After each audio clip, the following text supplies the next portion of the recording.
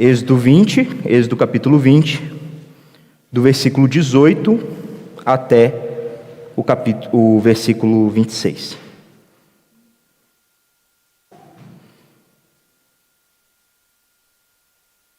A palavra de Deus, meus irmãos, é inerrante, infalível, e ela sempre fala conosco, fala diretamente ao nosso coração.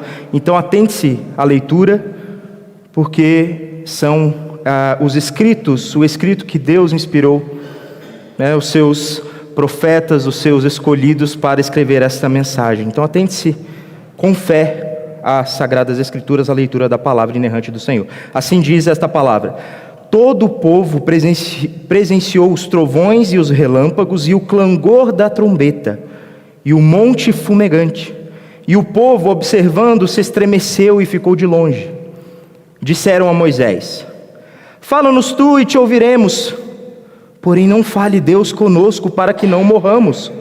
Respondeu Moisés ao povo: não temais, Deus veio para vos provar e para que o seu temor esteja diante de vós, a fim de que não pequeis. O povo estava de longe em pé. Moisés, porém, se chegou à nuvem escura onde Deus estava.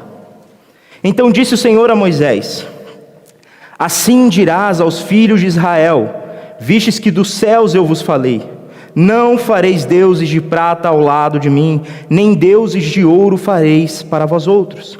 Um altar de terra me farás, e sobre ele sacrificarás os teus holocaustos, as tuas ofertas pacíficas, as tuas ovelhas e os teus bois.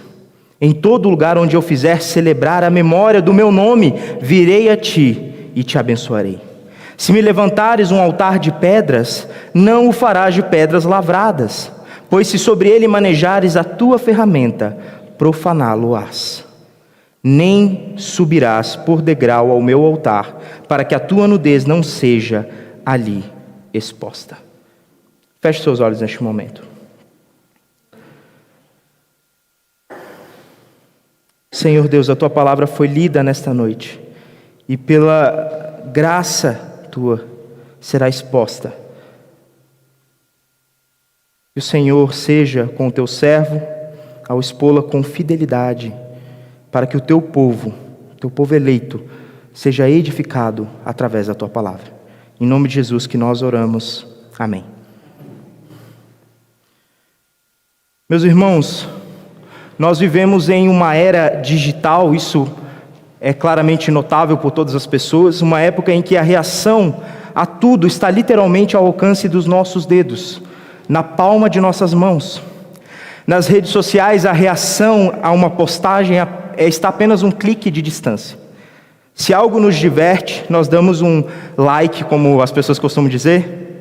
Se algo nos surpreende, nós usamos um wow. Se discordamos veemente de algo, lá está o dislike. É uma cultura de reações instantâneas que molda muitos aspectos de nossas vidas online. Você simplesmente aperta um botão, clica com o seu dedo e você simplesmente reage a alguma coisa, reage a alguma publicação. Por causa disso, muitas pessoas começam a reagir similarmente no mundo real, no nosso mundo real. Reagir rapidamente aos eventos que acontecem, como guerras, como notícias que se espalham rapidamente nos portais de notícias. Muitas vezes nós reagimos de maneira imprópria no mundo real.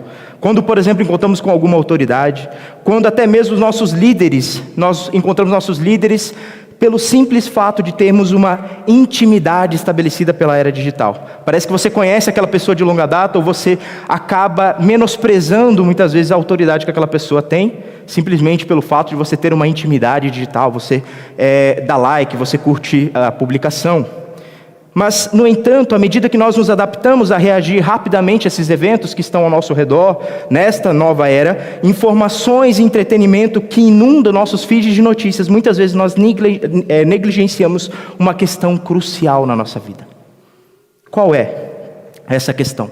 Qual a nossa reação diante da majestade de Deus? Qual a nossa reação diante da presença gloriosa de Deus? E mais importante ainda, como nós reagimos adequadamente diante de Deus? Essa é uma pergunta muito importante para o nosso século, para a nossa era, para o nosso dia de hoje. Nesta noite, a nossa exposição nos confronta exatamente com essa pergunta, que é o nosso tema: qual a nossa reação diante da majestade de Deus? Novamente, o tema da nossa exposição nesta noite é: qual a nossa reação diante da majestade de Deus? E nós veremos neste texto pelo menos duas respostas, que estão claramente definidas em dois momentos, bem divididos, inclusive, pela nossa Bíblia, pela nossa tradução. E, em primeiro lugar, nós devemos reagir com um santo temor. Em primeiro lugar, diante da majestade de Deus, nós devemos reagir com um santo temor. Isso se encontra do versículo 18 até o versículo 21. O que acontece neste início? Via de regra, meus irmãos, o texto que nós lemos na leitura da lei, capítulo 20, do 1 ao 17, que são os 10 mandamentos, é usualmente conhecido pelo mundo inteiro, essa parte.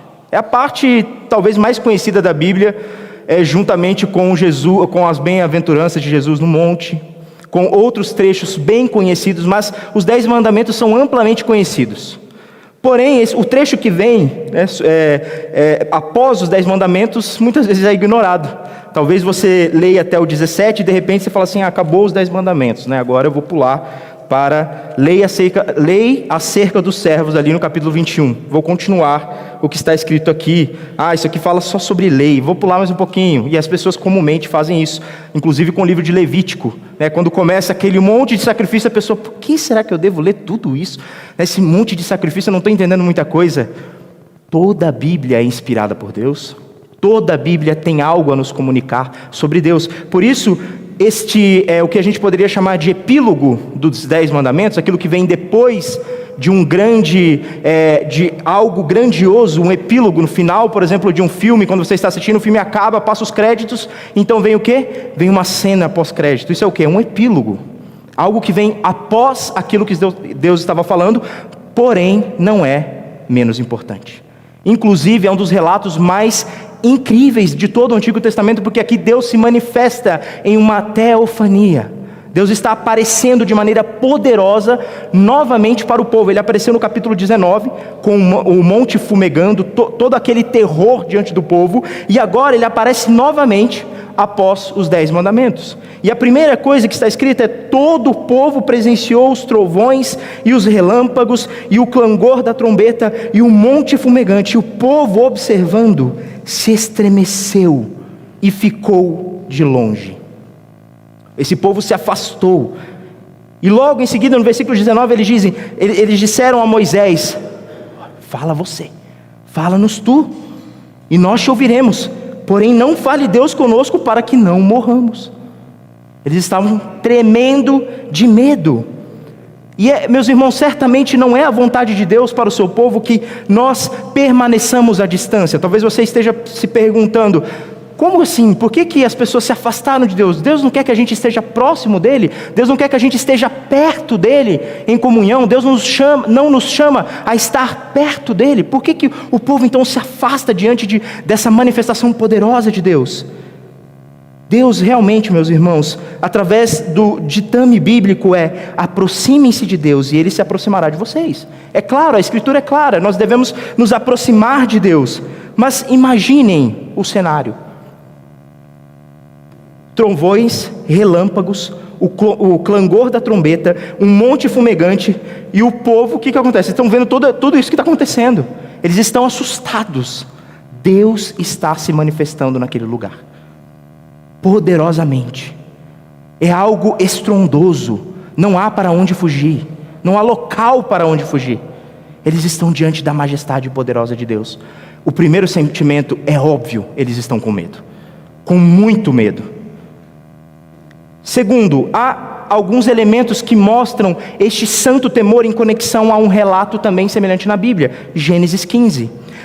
E há 2 elementos neste texto, nesse trecho, na verdade, de 18 a 21, que relembra o relato de Gênesis 15 e o relato de Gênesis 22, com Abraão, Deus com Abraão. Por quê? O primeiro, então, é uma semelhança de vocabulário entre Êxodo 20 e Gênesis 15, quando Deus faz uma aliança com o patriarca Abraão.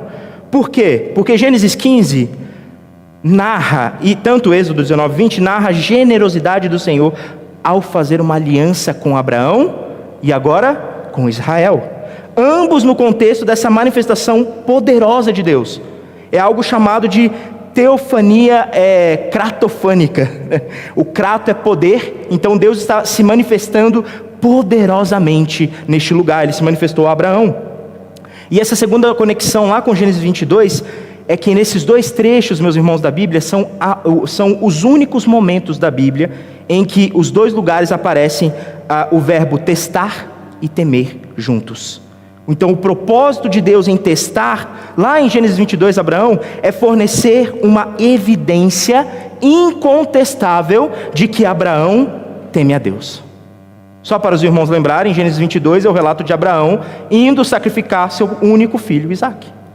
E Gênesis 15 é o relato em que Deus faz um pacto com Abraão, uma aliança com Abraão, e ele passa no meio dos animais mortos, mostrando que ele é o autor e consumador dessa aliança. Abraão não faz nada, Abraão não tem mérito nenhum neste pacto. Há linguagens similares em Êxodo 20, neste relato. Então o propósito maior de Deus, como nós vemos aqui, quando respondeu Moisés ao povo, ele diz: não temais. Olha o propósito, a própria Escritura nos dá o propósito. Por que Deus veio dessa maneira? Por que Deus se manifestou dessa maneira? Não temais. Deus veio para, propósito, vos provar, vos testar, a mesma palavra que ocorre lá, para que o seu temor esteja diante de vós, a fim de que não pequeis. Então há dois propósitos pelos quais Deus se manifestou ali. Mas você pode também estar pensando neste momento, não é um grande teste para determinar se Israel vai temer ao Senhor, vai seguir ao Senhor, não vai pecar, quando há tanta eletricidade no ar? Meus irmãos, o monte está pegando fogo, está tendo eletricidade no ar, está acontecendo tudo isso. Quem ali daquele povo ia olhar para aquilo e falar assim: vou pecar? Ninguém. Todo mundo está com medo. Jamais diante da glória do Senhor alguém pensaria em pecar, alguém pensaria em agredir a santidade de Deus. Todo mundo ali naquele momento ia ficar com medo, ninguém ia fazer nada contra o Senhor. Mas seria o que viria posteriormente. Olha só que interessante. O que acontece com esse temor quando os fogos de artifício param? O que acontece com esse temor quando você, após um domingo de alegria, após um domingo na presença do Senhor, volta para casa? O que acontece com o temor quando segunda de manhã você tem que pegar o metrô lotado e você tem que sair empurrando as pessoas, e as pessoas muitas vezes estão com um odor ruim, e você está lá naquele trem e você está diante de diversas situações? O que acontece com o temor quando você que sai com seu carro para trabalhar e você pega aquele trânsito insuportável? Quando alguém te fecha, quando você sai em um acidente, todas essas situações mostram o que acontece com o nosso temor depois que a presença de Deus, não é que ela não está mais conosco, mas que ela não se manifesta da maneira que ela se manifestou aqui. É isso que o Senhor, que Moisés está falando ao povo: veio para vos provar e para que o seu temor esteja diante de vós, a fim de que não pequeis. Não é agora, é depois. Depois, quando vocês caminharem, vocês vão se lembrar deste evento. Vocês vão se lembrar que Deus se manifestou a vocês. Vocês vão se lembrar que Deus abriu o mar. Vocês vão se lembrar de tudo isso, deste poder glorioso, de quem é o Senhor e do que Ele pode fazer, do que Ele é capaz de fazer, de como Ele domina céu e mar, todo o seu poder. E mesmo assim você vai olhar e vai falar assim: eu vou pecar? É este santo temor que nós devemos ter. É este santo temor que deve preencher o nosso coração diante das mais diversas situações da nossa vida. E aqui, meus irmãos, Moisés estava dizendo que Yahvé, independentemente de quão avassaladora tenha sido a sua revelação, da sua teofania neste momento, Ele não é um Deus que deseja que os seus seguidores, que os seus eleitos vivam perpetuamente com medo dEle. Ele não é um Deus diante do qual se deve ter medo. Ele é um Deus cujo modo de operação é o convite em vez da intimidação. O que Moisés fala? Não tenham medo. Moisés está repreendendo um medo equivocado. E aqui é importante nós pontuarmos que há dois tipos de medo. não é? O medo e a reverência que nós temos diante de Deus, esse medo justificado, um temor em sua presença, sim, é o medo do qual nós devemos ter, o temor ao Senhor. A ansiedade injustificada com a presença de Deus, tremer de medo da outra maneira, não, nós nunca devemos ter medo do Senhor desta maneira. Portanto, há um medo que é desnecessário e um medo que é saudável, que é o temor a Ele. Que o temor de Deus esteja em suas faces, por causa do grande amor que você tem por Ele. Não é um medo fóbico como as pessoas têm de Deus. Eu tenho medo de Deus. Parece que elas têm, um medo quase como uma aversão a Deus, daquilo que Ele pode fazer com elas. Deus pode castigar a mim e a minha família. Deus pode fazer isso com a minha vida. Jamais tenha esse medo, porque o nosso temor é um temor amoroso, é um temor preenchido de amor. Por quê? Porque Deus veio proporcionar a você a experiência para que o temor a Ele esteja presente com você e o mantenha longe do quê? Longe do pecado. Esse é o tipo de temor que você deve ter. Então o temor a Deus, diz Moisés, tem o propósito de dissuadir as pessoas de cometerem pecados, a fim de que não pequeis. E Moisés não está advogando aqui, meus irmãos, uma espécie de perfeição, um perfeccionismo, como algumas linhas doutrinárias apontam, que é possível a gente atingir uma perfeição nesta vida. É possível atingir um nível em que você não irá mais pecar nesta vida até Jesus voltar, ou até que a gente morra, e então depois Jesus voltará. Moisés não está advogando a favor disso, ele não está mostrando isso. No entanto, ele também não está sugerindo que um pouquinho de pecado seja aceitável. É aceitável um pouquinho de pecado. Eu creio que as palavras de Moisés aqui são muito semelhantes à do apóstolo João, lá em sua primeira epístola. Meus queridos filhos, eu vos escrevo estas coisas para que vocês não pequem. Eu escrevo essas coisas a vocês para que vocês não pequem.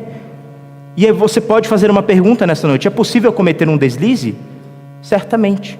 Mas João continua a dizer lá na primeira epístola: mas se alguém pecar, no entanto, eu acredito que tanto Moisés quanto João diriam essa mesma coisa. Mas se alguém pecar, isso é o quê? É um deslize, não é a norma na sua vida. Algo com o qual podemos nos sentir confortáveis, algo que não nos incomoda, algo que nós toleramos e aceitamos, aquele pecado de estimação, que não deveria nem existir essa palavra, não deveria existir pecado de estimação. Nós não podemos tolerar o pecado. Muitas vezes nós cometeremos deslizes, mas nós temos que voltar, nos arrepender, confessar o nosso pecado, como nós fazemos dominicalmente, não só dominicalmente, semanalmente, mas dominicalmente com a igreja, pedir perdão. Mas isso é para os nossos delícias. Não torne o pecado algo tolerável ou aceitável na sua vida. Meus irmãos, muito mais que isso, esse santo temor na Escritura está conectado diretamente com Isaías 6. O versículo 18, olhe para a sua Bíblia, quando diz: e o povo observando se estremeceu. Essa palavra, você pode até, se você tiver uma caneta, e se você gosta de circular a sua Bíblia, com anotações, eu vejo que muitas pessoas gostam, de anotar, tem aquela Bíblia de devocional em que você risca, em que você seleciona. Circule essa palavra, estremeceu. Circule essa palavra, destaque essa palavra, estremeceu. Por quê? Porque essa palavra ocorre apenas 3 vezes no Antigo Testamento. A primeira, aqui em Êxodo 20, acontece uma outra ocorrência lá em Lamentações 2,15, e acontece uma outra ocorrência em Isaías 6,4, que é o relato de Isaías diante da glória e majestade do Senhor. Essa palavra no hebraico tem uma conexão direta com Isaías 6, quando Isaías tem a visão do trono de Deus. Ele vê o que acontece, as portas começam o quê? Se mover. Algumas traduções falam que as portas se estremecem, ficam batendo. Por quê?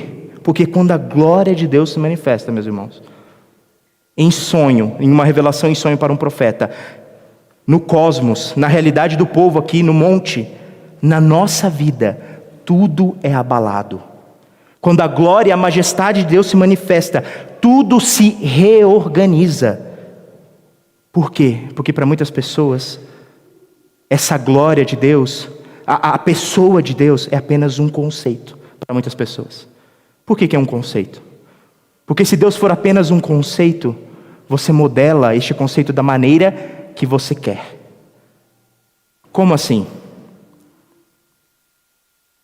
Se Deus for um conceito apenas na sua vida, hoje, nesta noite, pense nisso. Se Deus for apenas um conceito do qual você, ok, Deus existe, eu sei que Ele governa todas as coisas, eu sei que o homem é pecador, eu sei que Deus controla tudo e todos, eu sei que as bênçãos vêm de Deus. Mas se você crê que Deus é apenas um conceito, que Ele não abala as estruturas, que Ele não reorganiza tudo quando a presença dEle se manifesta, você modela Deus do seu jeito. Você modela toda a sua agenda da igreja, agenda de tudo aquilo que é para Deus, depois das coisas pessoais, depois das coisas do trabalho, e depois no final você encaixa Deus naquilo que você pode fazer. Domingo tal eu posso ir à igreja, domingo tal eu não posso ir à igreja, porque eu tenho outros compromissos. Reunião de oração, não posso participar porque eu tenho outros compromissos mais importantes. Programação de edificação no sábado, uma programação, não posso porque eu tenho compromissos mais importantes. Mas no domingo eu estarei lá, pelo menos 1 ou 2 domingos eu estarei na igreja.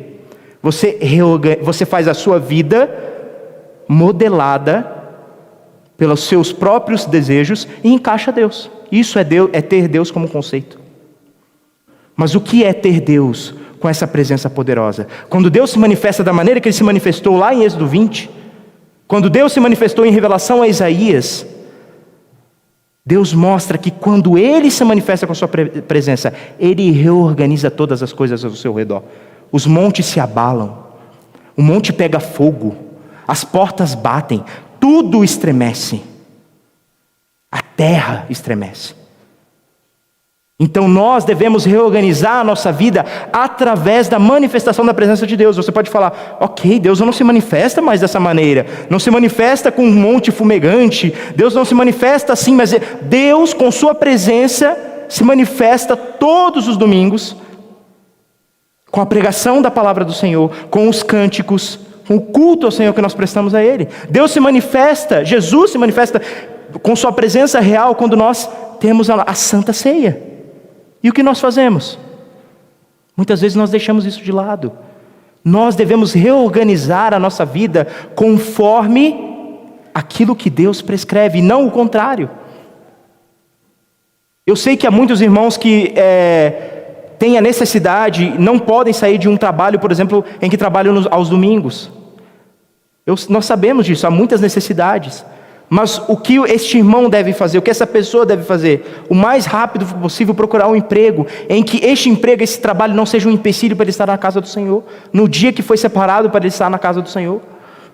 Tudo aquilo que te impede de estar com o Senhor, deve ser colocado de lado, deve ser repensado, porque Deus com sua presença reorganiza todas as coisas, e nós deveríamos fazer isso também. Eu me lembro de um jovem querendo ir para uma região estudar, ele queria ir para uma região fora do Brasil, fazer um intercâmbio, só que ele ia ficar muito tempo, ele ia ficar uns 3 anos, e ele foi todo animado, falava, pastor, eu vou lá para essa região, eu consegui uma oportunidade incrível, e vai aumentar muito a minha questão financeira, eu vou ter essa oportunidade de intercâmbio, e tudo mais. A primeira pergunta que o pastor fez para ele foi, você já procurou uma igreja, se tem alguma igreja perto do local que você vai ficar? Ele, não, pastor, não pensei nisso ainda. O jovem saiu até murcho, né? Ele murchou assim, eu não havia pensado nisso. Muitas vezes, meus irmãos, nós colocamos os nossos compromissos na frente de Deus. E você pode até pensar, ok, algumas coisas do trabalho, muitas vezes mostram uma necessidade maior somente naquele momento. Há lugar para nós entendermos todas as coisas, mas eu estou falando de uma vida dedicada a colocar Deus em segundo lugar. A colocar a presença de Deus, como Ele se manifesta, através da sua santa palavra, através do culto, através de todas as reuniões que nós podemos estar diante do Senhor. Pense nisso, pense em como a sua vida deve ser reorganizada através da presença de Deus, e não o contrário. O padrão, meus irmãos, de estar diante de Deus se repete não somente no Antigo Testamento, em Isaías, mas por último este padrão se repete em diversos lugares da presença de Deus sendo manifestada. Mas olha que interessante, quando Cristo está com Pedro na pesca maravilhosa, lá em Lucas 5, o que acontece? Depois da pesca maravilhosa, Pedro se prostra, teme ao Senhor, e ele faz um pedido a Jesus. Ele pede que Cristo se retire.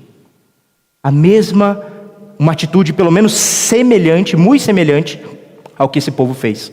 Eles olham a presença de Deus, eles veem um monte fumegante, eles veem tudo o que está acontecendo, e eles fazem o quê? Eles se afastam. Mas a resposta de Jesus é a mesma de Deus no Sinai: não tenham medo. Jesus olha para Pedro e fala: não tenha medo, eu vou fazer de você um pescador de homens. Essa é a resposta de Jesus para nós. Nós não desobedecemos a Deus muitas vezes conscientemente, como foi orado aqui. A nossa consciência muitas vezes nós tem pecados que estão ocultos a nós, mas muitas vezes nós não lhe damos a atenção devida aos seus mandamentos, nós não prestamos atenção, não por uma desobediência intencional, assim, eu vou desobedecer, eu não vou fazer isso, mas porque isso é muito profundo, meus irmãos, porque nós muitas vezes não amamos e não respeitamos a Deus, porque é o que está escrito: se me amais, guardareis os meus mandamentos. Quando nós nos damos conta de que estamos desrespeitando a Deus o tempo todo, nós ficamos cobertos de vergonha, e muitas vezes é mais fácil nós não nos comunicarmos com Deus e comunicarmos-nos com Deus através apenas dos seus veículos de comunicação. Eu vou à igreja porque Deus fala através do pastor Ageu, através dos presbíteros, através de outros irmãos que vão lá falar. Eu vi um testemunho de fulano de tal, de cicrano de tal, que fala sobre isso, sobre o milagre que ele está vivendo. Incrível! E muitas pessoas tendem a querer ouvir de Deus, ouvir sobre Deus, só que somente através de veículos, somente através de outras pessoas. Elas têm medo de se achegar até Deus e fazer uma simples oração. Por quê? Porque quando Deus manda diretamente a você algo, ou Ele fala exatamente através da Escritura algo que você tem que fazer, algo que você tem que mudar, você está obrigado a fazer aquilo. Não foi homem nenhum que falou aquilo para você, pelo menos na sua ideia. Não foi homem nenhum que me falou, não foi o pastor, não foi o presbítero, não foi o diácono, não foi o irmão da igreja. Você orou e Deus falou ao seu coração que você tinha que mudar de vida, que você tinha que mudar a maneira que você estava vivendo. É algo muito mais sério, aparentemente. Não queira ouvir sobre Deus, aprender sobre Deus, somente através dos veículos que Ele coloca, como pastores, presbíteros e outras autoridades que falam sobre Deus. Mas busque a Deus intensamente, porque Ele se faz presente dia após dia na nossa vida, através da oração, através da leitura da palavra. Cristo, por último, meus irmãos, neste ponto, o povo clamou neste momento por um mediador. E olha que belo que é isso. Lá no versículo 19, eles disseram a Moisés: fala-nos tu e te ouviremos. Porém não fale Deus conosco para que não morramos. Eles tinham medo do quê? De morrer. Este era o medo. Eles tinham medo de morrer. Eles, como Moisés era a figura própria daquele que falava com Deus, eles desejam um mediador. Eles clamam por um mediador. Moisés, você é o cara que tem o canal. Você teve aí os 10 mandamentos, não é? Então fala você com ele. Você foi lá e não morreu, voltou para cá, então fala você com ele. Eu não quero falar com ele.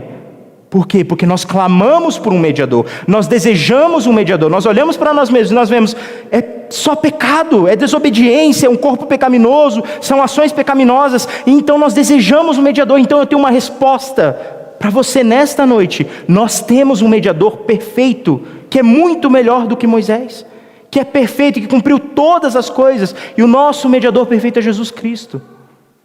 Jesus, o nosso Senhor, é o mediador perfeito, e através dele você pode falar com o Pai. Esse desejo, você já é um desejo cumprido, você tem a Cristo como seu mediador e único mediador. Em Hebreus 12, 28 e 29, esse trecho de Hebreus 12, lá do início, do versículo 18 para frente, fala do mesmo episódio do Sinai. Esse episódio de Êxodo 20, em que ele começa a descrever sobre os abalos do Monte Sinai em comparação a Sião. E lá no versículo 28 e 29, o autor aos Hebreus diz assim para nós, falando do mesmo acontecimento no Sinai, ele diz o seguinte: por isso, recebendo nós um reino inabalável, retenhamos a graça pela qual sirvamos a Deus de modo agradável, com reverência e santo temor. Porque o nosso Deus é fogo consumidor. É esse tipo de reverência, é esse tipo de temor que nós devemos ter para a honra e glória do nome do nosso Senhor. Em segundo lugar, nós devemos reagir, diante da majestade de Deus, nós devemos reagir com uma santa adoração. Meus irmãos, do versículo 22 a 26, nós temos a sequência do texto, e aqui não é mais uma continuação do que acontece após os 10 mandamentos. Aqui agora já é um prólogo. Se a gente viu o epílogo, agora a gente está vendo o prólogo. Há uma divisão bem clara na língua hebraica, em que separa essas duas sessões em o final dos 10 mandamentos, o epílogo, e agora essa parte de 22 a 26, o prólogo das leis da aliança. Então aqui nós temos agora, iniciando-se uma nova sessão, as leis da aliança. E talvez você até esteja pensando, mas aqui não é um novo capítulo, né? Por que é uma nova sessão? É a maneira que a Bíblia é organizada, são de maneiras diferentes, né? Então a gente tem que entender isso, porque agora, como a própria versão ARA diz, leis acerca dos altares. Então daqui até o final do capítulo 23, nós teremos as leis da aliança, que vão ser de leis sobre não fazer algo. São leis que você não pode fazer isso, você faz aquilo, você não pode fazer isso, assim como os 10 mandamentos. E ao final, e no meio disso tudo, vai ter leis de casos específicos. Se acontecer alguma coisa, se você entrar na casa do vizinho, se o seu boi chifrar o boi do vizinho, então vai ter casos específicos para que a lei seja aplicada e de fato, leis de não fazer isso e fazer aquilo, como os 10 mandamentos, da seção do versículo 22 até o final do capítulo 23. É importante nós entendermos isso, meus irmãos, porque é uma divisão clara da Escritura sobre o que foi feito antes e o que será feito agora depois, sobre a lei da aliança, do pacto da aliança.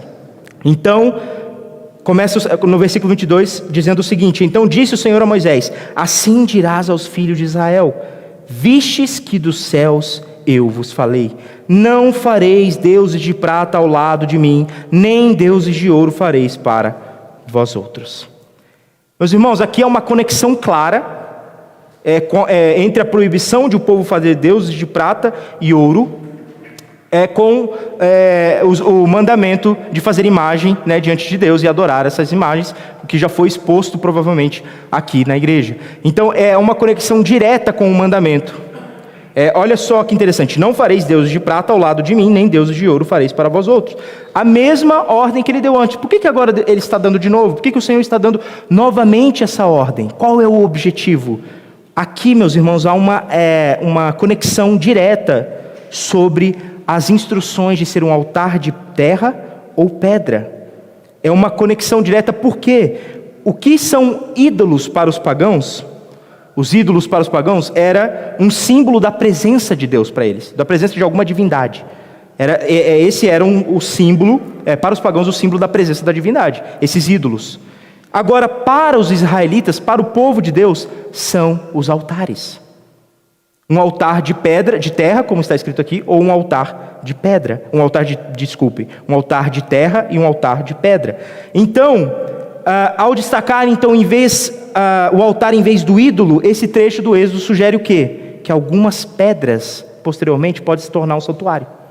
Essas pedras lavradas vão se tornar um santuário escrito, uma imagem. Tem uma conexão direta com isso. Não fareis deuses de prata. E agora ele fala lá, olha só, no versículo 24: um altar de terra me farás, e sobre ele sacrificarás os teus holocaustos. as tuas ofertas pacíficas, as tuas ovelhas e os teus bois. Em todo lugar onde eu fizer celebrar a memória do meu nome, virei a ti e te abençoarei. Versículo 25. Se me levantares um altar de pedras, não o farás de pedras lavradas. Aqui está a conexão com os ídolos. Então a proibição de fazer deuses com metais, esses metais, meus irmãos, que eram tão caros, tão preciosos, o que é isso? É um prelúdio.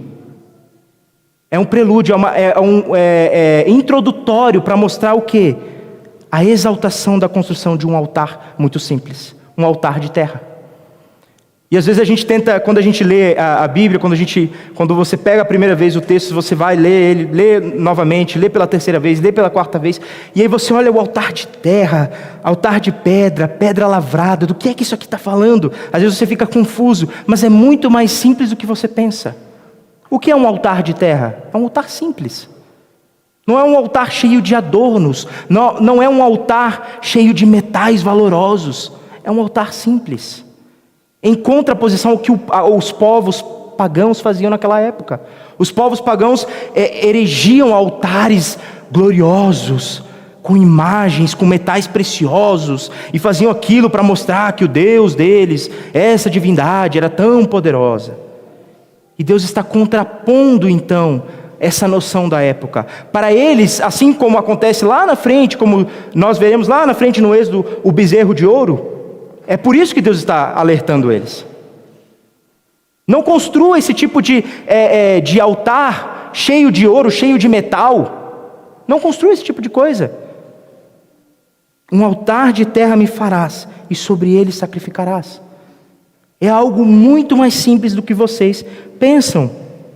Esses altares poderiam ser de qualquer tamanho, meus irmãos, qualquer formato, em qualquer lugar onde o nome de Deus possa ser invocado. Onde isso não seria possível? Em qualquer lugar que você for, naquela época, né? É óbvio que hoje tudo pavimentado não dá para fazer isso, mas naquela época, em qualquer lugar que você ia, havia terra, havia planícies, e você poderia erguer um altar de terra e adorar a Deus.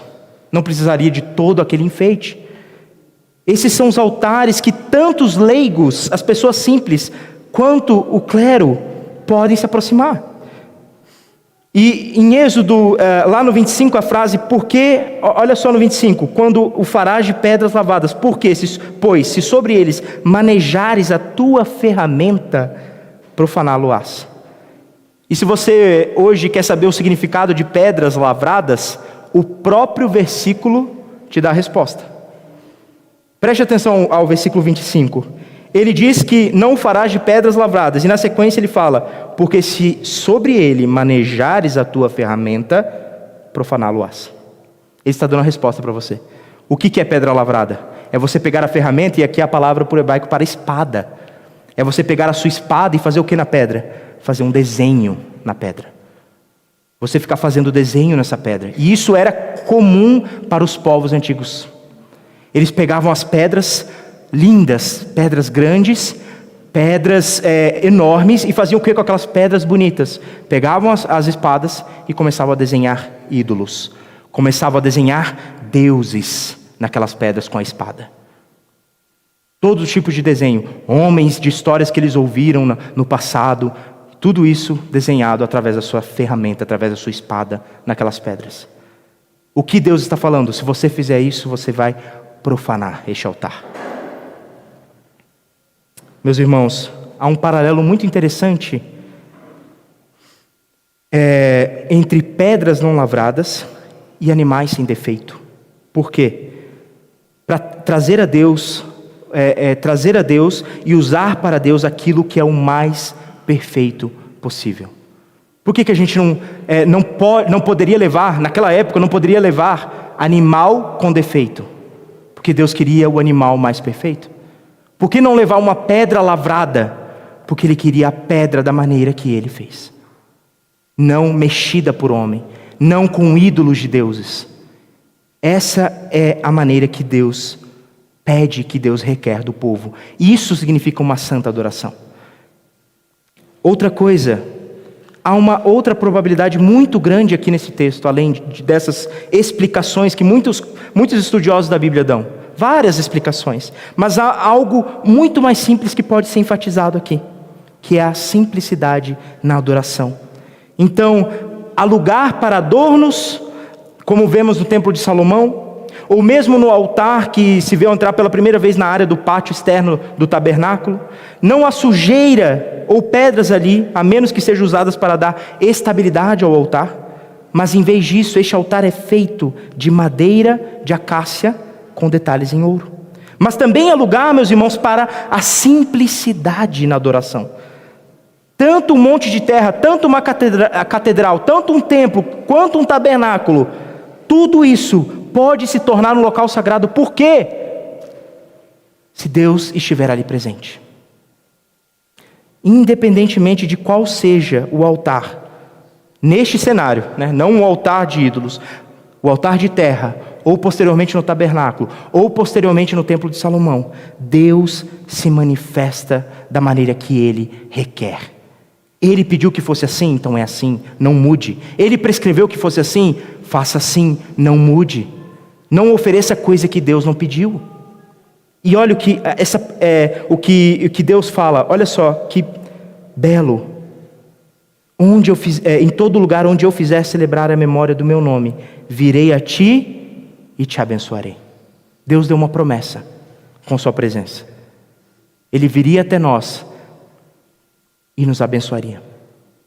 Essa é a promessa quando nós oferecemos uma santa adoração diante da majestade de Deus. Essa é uma das reações, uma das respostas. Qual a nossa reação diante da majestade de Deus? Um santo temor e uma santa adoração.